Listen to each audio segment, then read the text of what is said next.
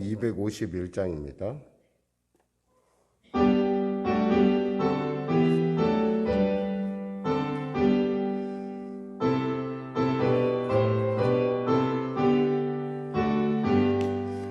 놀랍다 주님의 큰 은혜, 우리의 죄를 속하시려 갈보리 십자가 위에서 어린 양 보혈을 흘렸네.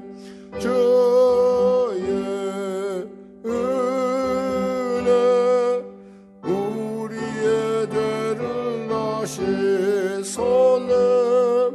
주의 은혜 우리의 죄를 나시소네. 죄악의 성난 파도같이 우리 영혼을 위협하나 헤아릴 수 없는 주네. 십자가에서 보이셨네. 주의 은혜 우리의 죄를 나시소네. 주의 은혜 우리의 죄를 나시소네. 죄악에 물든 영혼들을 주께서 피로 씻으시네. 지금도 흐르는 그 피에 눈보다 더 이게 씻으라. 주의 은혜 우리의 죄를 나시소네. 주의 은혜 우리의 죄를 나시소네. 비할 수 없는 그 은혜를 믿는 자에게 거저주네. 형제여 주 앞에 나와서 더짓지 말고 곧 받으라. 주의 은혜 우리의 죄를 나시소네. 주의 은혜 우리의 죄를 나시소네. 아멘. 기도하겠습니다. 하나님 감사합니다. 오늘도 하나님께서 귀하고 복되는 이 아침 우리가 허락하시고 은혜를 베풀어 주심을 감사합니다. 주님의 은혜 가운데 이제 10월에 이제 세 번째 주일을 향해 달려가고 있습니다. 하나님의 놀라운 이 아버지 은혜 가운데 이제 10월이 점점 머무르가고 이제 2020년이 머무르가는 이 놀라운 시점 가운데 하나님의 은혜 가운데 우리가 이곳에 와서 참으로 정식적으로 복음 교회를 세우고 또 은혜를 나눈 가운데 3년의 세월이 2년의 세월이 이제 만 2년의 세월이 지나갔음을 하나님께 감사합니다. 오직 모든 에베네셀 하신 주님께서 여기까지 이끌어주셨지 장래도 이끌어줄 줄 믿습니다. 은혜를 베풀어 주시고 특별히 코로나를 맞아 애쓰고 힘쓰는 우리 사랑하는 성도들 삶 가운데 하나님의 크신 은혜를 부어주시고 그들의 약점이 변하여 강점이 되는 놀라운 삶을 살 수 있도록 주여 도와주시옵소서. 간절히 바라옵기는 우리 이범용 권사님과 잘 아물게 하셔서 이제 또 재활 가운데 있다 하는데 더욱더 재활에 더욱더 힘쓰게 하시고 온전하게 회복되는 은혜를 하시고 또 오늘 시험을 치르는 우리 재원이 은혜 베풀어 주셔서 지혜와 명철과 담대함을 주셔서 당황하지 않고 주어진 그간에 배운 모든 것들을 잘 또 서술해낼 수 있도록 도와주시옵소서. 그리하여 또 내일에 있을 실습 가운데도 주님 특별한 하나님의 은혜를 더하시옵소서. 찬중 형제를 위해 기도합니다. 하나님 형편과 처제를 아시오니 도와주시고 은혜를 베풀어 주시옵소서. 하나님 도와주시옵소서. 아울러 또한 우리 사랑하는 성도들 위해 기도합니다.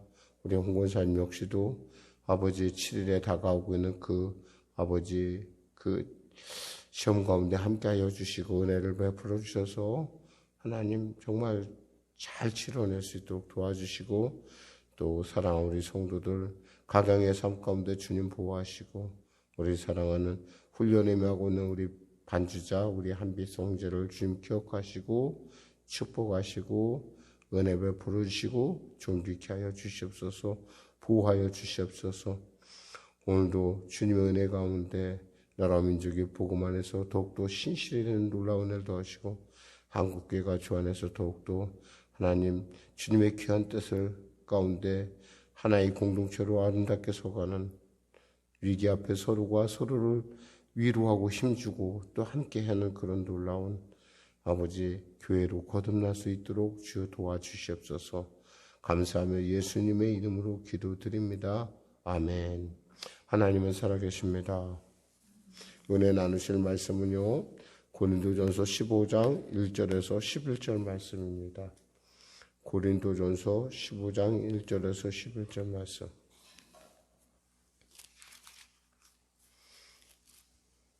하나님 말씀 같이 합독하도록 하겠습니다.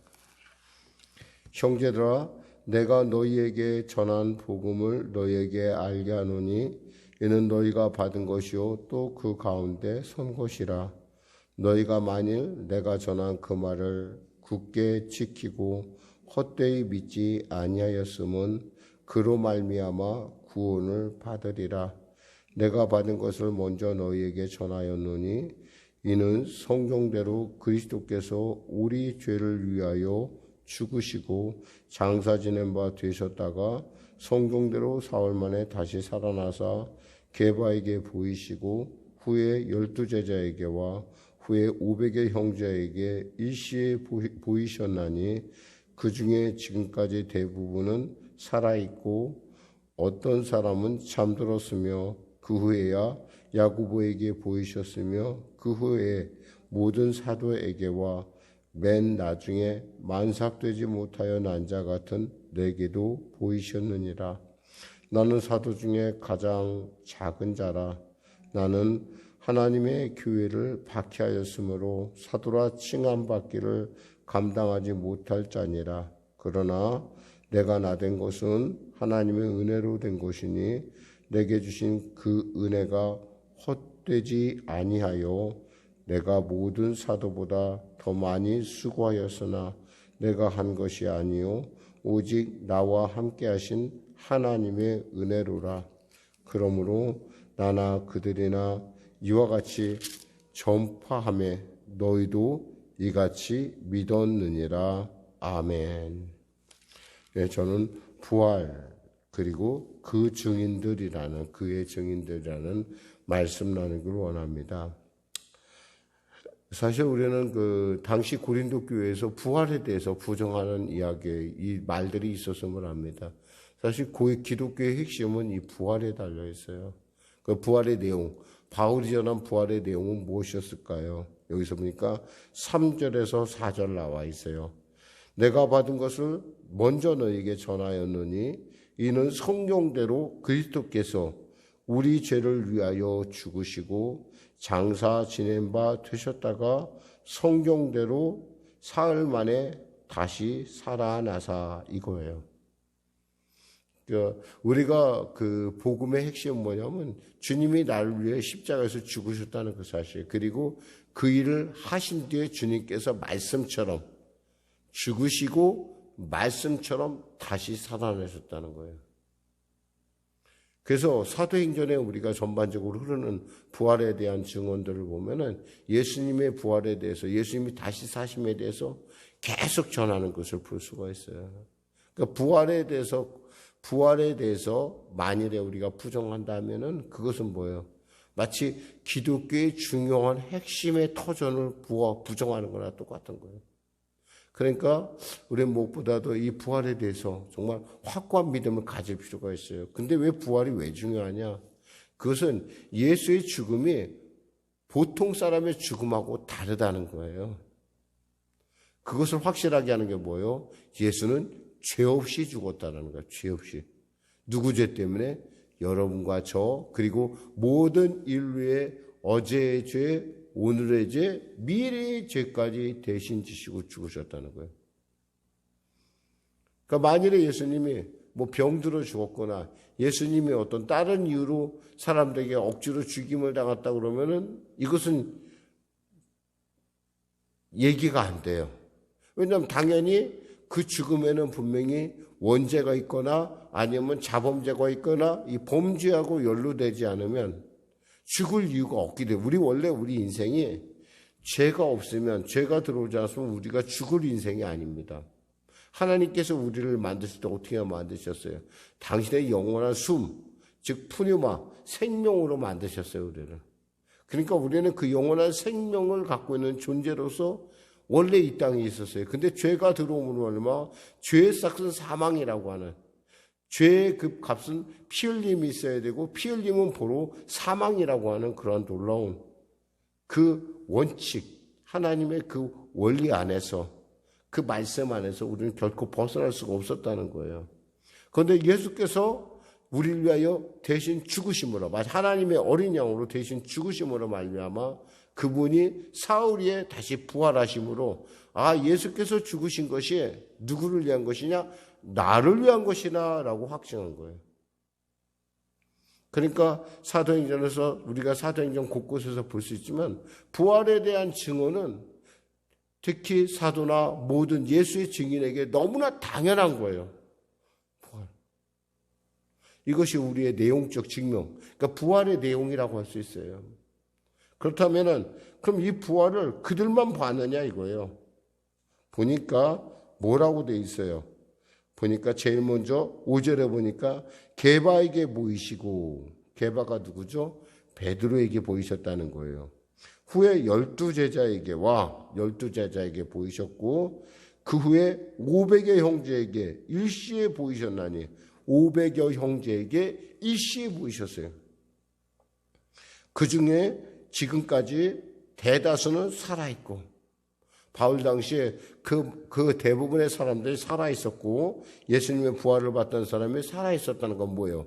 이것이 객관적으로 증명된 사실이라는 거예요. 그냥 우리가 이렇게 이론적으로 이런 얘기가 아니라, 이론으로 만드는 얘기가 아니라, 말씀으로만 만드는 얘기가 아니라 이것을 객관적으로 증언할 수 있는 사람이 있다는 거예요. 이것은 뭐냐면 유대의 증언법에 의한 거예요. 유대에서 어떤 일을 판단할 때는 적어도 두세 사람 이상이 있어야 돼요. 근데 두세 사람보다 더 많은 사람이 예수의 부활을, 예수님의 다시 살아나심을 봤다라는 거예요. 그래, 이거보다 명백한 건 없다라는 거예요. 근데 사실 이럼에도 불구하고 부활이 그만큼 믿기 어려운 일이기 때문에 그래요. 우린 부활이 원래, 예수님 부활 이전에는 우린 부활의 개념조차도 몰랐었어요, 사실은. 그냥 다시 산다, 재생 정도. 요즘 요즘 사람들이 좋아하는 것은 다시 태어나면 이런 얘기를 하는데, 다시 태어나면 없어요. 영원히 삶은 있어요. 하나님의 심판을 통해서 영원한 삶은 있을지라도 다시 태어나면 없고, 벌레나 뭐로 다시 태어나, 이런 것도 없어요. 이 부활의 개념은 철저하게 기독교적이에요. 그러니까 부활은 뭐예요? 영원히 사는 것을 말하는 거예요. 잠시 죽었다가 산 건 아니에요. 나사로가 부활의 그림자이긴 하지만은 나사로는 다시 죽었잖아요. 12살 먹은 혈루증 앓던 야이로의 딸도 야이로의 딸, 12살 먹은 야이로의 딸을 죽은 것, 살아났지만 분명히 다시 죽었을 거라는 거예요. 나인성의 과부도 살아났지만, 과부의 아들도 살아났지만 결국 죽었다는 거예요. 사람들에게 재생의 개념은 있었지만 이 부활의 개념, 영원히 산다라는 것의 개념은 사실은 예수님의 이후에 생긴 거예요. 예수님이 영원히 산다는 건 뭐예요? 우리도 영원히 산다는 거예요. 예수님께서 십자가에 지셨다는 건 우리의 죄와 저주를 대신 지셨다는 거예요. 그래서 뭐예요? 우리는 예수의 그걸 믿음으로 말미암아 우리는 거룩하게 되고 우리는 구원받았다는 사실을 정확하게, 그런 내용뿐만 아니라 이렇게 사람들이 은혜를 받다, 그 실제에 이렇게 사람들이 참여했었다라고 얘기하는 거예요. 그래서 심지어 뭐라고 하냐면 이렇게 돼 있어요. 그 후에는 야고보에게 보이셨으며, 이 야고보가 누굴까요? 성경에서 말하는 요한의 형제 야고보일까요? 아니면 예수님의 형제 야고보일까요? 당연히 예수님의 형제 야고보를 얘기하는 거예요. 예수님의 친동생 야고보에게 보이셔서 그가 나중에 초대교회 리더의 역할을 하시는데 아주 중요한 역할. 그러니까 이 부활이 없었으면 예수님 형제조차도 예수를 믿기가 어렵다는 거예요. 근데 이 부활이 그냥 믿어져요? 오늘날 같은 그 당시의 사람들은 직접 보기라도 했는데 오늘날 같은 우리 같은 사람은 어떻게 믿어져요? 성령의 은혜로 믿어지는 거예요. 성령께서 우리로 하여금 예수를 구세주라 고백할 수 있도록 은혜 주셨기 때문에, 그리고 부활이 우리에게 믿어지게 하시기 때문에 우리가 믿는 거예요. 그 다음 또 뭐라고 되어 있어요? 그 후에 모든 사도에게와 다시 그 부활하신 것을 또 다시 보이셨을 뿐만 아니라 맨 나중에 안삭되지 못하여 난 자 같은 내게도 보이셨나? 내게도 보이셨다는 거예요. 나도 부활의 주님을 봤다는 거예요. 그러니까 바울이 자신을 사도라고 하는 데는 전혀 신학적인 어떤 하나님께서 말씀하신 사도라고 부르는 그 명칭하고 전혀 부족함이 없어요. 그러니까 정확하게 자기도 그래서 사도라 이러는 거예요. 그러면서 9절에 말합니다. 나는 사도 중에 가장 작은 자라. 사도의 중요한 것은 예수님께서 그들을 사도로 부르셨다는 거예요. 누가복음에 나왔듯이 그들 12를 사도로 부르신 거예요. 그것처럼 사도 바울도 사도로 부르셨다는 거예요. 그래서 사도라고 우리가 부르는 거예요. 그러면서 이렇게 합니다. 9절, 내 개인적, 이제 아까는 부활의 내용에 대한 얘기를 했고 이제는 객관성을 얘기했고 이런 많은 사람들이 봤다. 근데 심지어 나도 봤는데 그 내 개인의 얘기를 하는 거예요. 내 주관적으로 부활은 어떤 것인가? 그랬을 때 이렇게 얘기합니다. 나는 사도 중에 9절에서 11절까지 나는 사도 중에 가장 작은 자라. 나는 하나님의 교회를 박해하였으므로 사도라 칭함받기를 감당하지 못할 자니, 그러나 내가 나된 것은 하나님의 은혜로 된 것이니 내게 주신 그 은혜가 헛되지 아니하여 내가 모든 사도보다 더 많이 수고하였으나 내가 한 것이 아니요 오직 나와 함께 하신 하나님의 은혜로다. 나를 봐라 이거예요. 나를. 그랬잖아요. 바울의 약점은 뭐예요? 바울의 양점은 바로 그가 예수 믿는 사람들을 핍박했다는 거예요. 심지어 죽이는데 같이 가담하기도 했어요. 스데반 같은 사람 순교하는데 그 죽이는 그 현장에서 가장 주동적인 역할을 하는 사람이 누구냐? 바로 이 사도 바울이라는 거예요. 아니 목사님 돌도 안 던졌는데, 여러분 그 돌 던진 것보다 더 무서운 게 뭐냐면 그들의 행사를 보증하고 그 옷을 잡아줬다는 거예요. 이게 뭐냐면 니네들이 그런 일 해도 책임은 다 내가 질 거야 라고 하는 거예요. 한마디로 말해서 스데반을 죽이는데 주도적 역할을 한 사람이 바로 사도 바울이라는 거예요. 그러니까 어쩌면 사도 바울은 정말 자기가 생각할 때 나는 정말 사도라 칭함받기, 내 개인적으로 난 사도라 칭함받기 어려워. 근데 하나님께서 부활하셔서 나를 만나주시고 나를 사도라 칭해주심으로 하면 내가 여기까지 이른 거야. 나를 봐봐. 나 같은 사람이 어떻게 예수 믿는 사람, 그것도 사도가 될 수 있었겠어? 주님의 부활이 없었다면 불가능했다라는 얘기를 지금 하고 있는 거예요. 자기 개인. 여러분에게 이와 같은 간증이 있어야 돼요. 우리가. 그래야지만 우리가 예수의 복음을 전하면서도 결코 뒤로 물러나거나, 이게 분명히 여러분의 확신이 있으면요 참을 수가 없어요. 이 놀라운 사실, 이 놀라운 감격을 어떻게 나만 할 수 있겠어요? 내가 나가서 전해야 되고, 내가 나가서 전하지 않으면 정말 마음이 부글부글 그래요. 그러니까 예레미야가 뭐였어요? 내가 전하지 않으면 내가 화로다 그랬어요. 내 마음이 불붙는 것 같아요. 이런 감동이 여러분에게 있어야 됩니다. 이게 바로 이게 바로 부활의 참맛을 아는 사람들이 여러분이 누린 특권이에요. 그 사람들은 가만히 둬도요, 예수를 제대로, 우리가 정말 예수를, 물론 나름대로 예수를 내가 구세주로 고백하는 순간 내 안에 성령이지만, 내가 예수를 더 깊이 믿고 예수 안에서 점점 그 부활의 본질에 가까이 가면 갈수록 우리가 참을 수 없는 게 뭐냐면, 나가서 전하는 거예요. 그냥 나가서 전하지 않으면, 왜냐하면 이것에 비교할 만한 어떠한 지식도 이 땅에 없다라는 걸 우리는 알고 있기 때문에 그래요. 누가 알아요? 내가 안다는 거예요. 내가. 나의 나된 것. 그러니까 이 안에 바울이 얘기할 때 나의 나된 것은 하나님의 은혜라 이거예요. 남들이 볼 때 내가 수고 많이 한 거 나도 알아. 다른 사도보다 내가 수고 많이 했어. 그렇죠. 사도 바울은 로마까지, 그리고 나중에 어디까지 가요? 스페인까지 가거든요. 그러니까 그런 꿈과 그런 열심을 갖고 정말 40의 감암매를 얼마나 많이 맞고 강도의 위험과 물의 위험과 이 많은 수많은 역경을 겪으면서도 그가 끝까지 최선을 다한 건 내 힘인 줄 아느냐? 아니라는 거예요. 하나님의 은혜라는 거예요. 여러분, 부활이 우리로 하여금 감당하게 정말 이 놀라운 감격인 것은, 나의 나 된 것은 정말 하나님의 은혜라. 내가 예수 만나고 내 인생이 뭐요? 팔자가 바뀌었다는 거예요. 내 인생이 완전히 바뀌었다는 거예요. 그래서 역사도 어떻게 나눠요? AD, BC로 나누는 거예요. Before Christ, 예수님 바깥에서의 세상. 그리고 예수님 안에서의, 예수님 안에서 아노 도미노, 예수님 안에서의 그 삶이라는 게 180도 달라지고 있다는 거죠.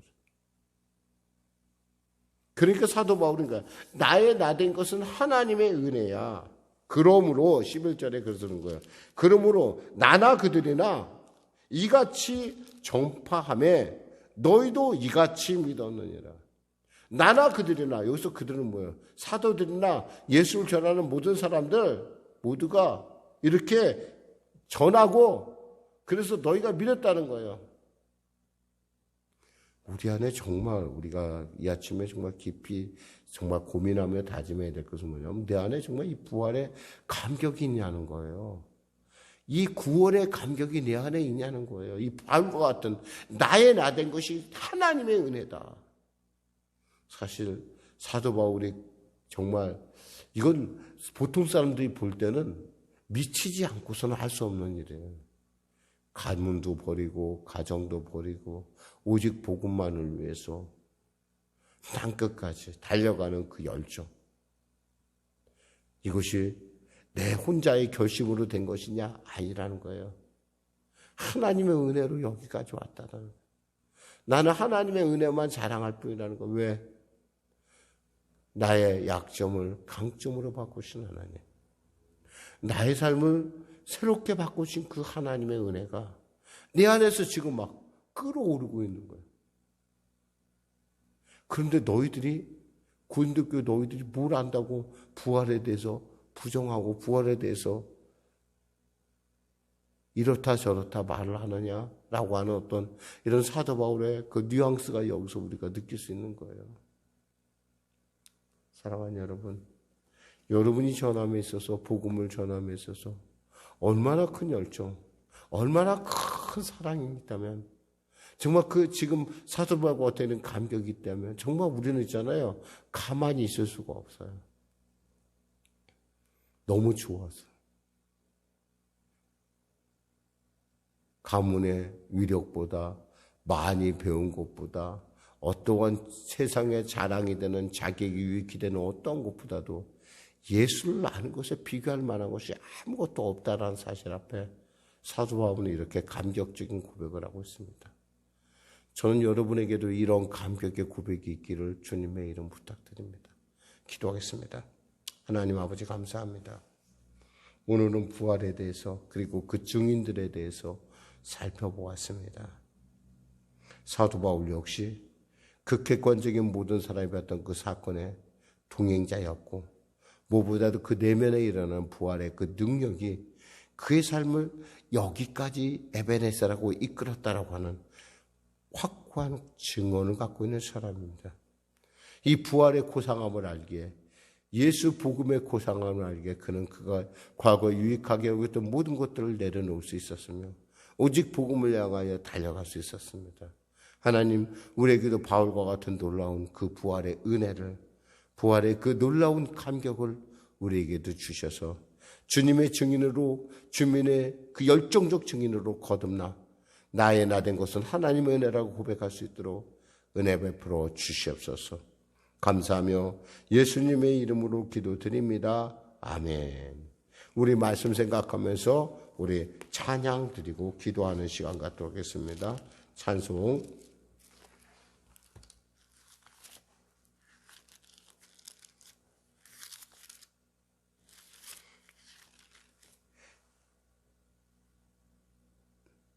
찬송가 183장입니다.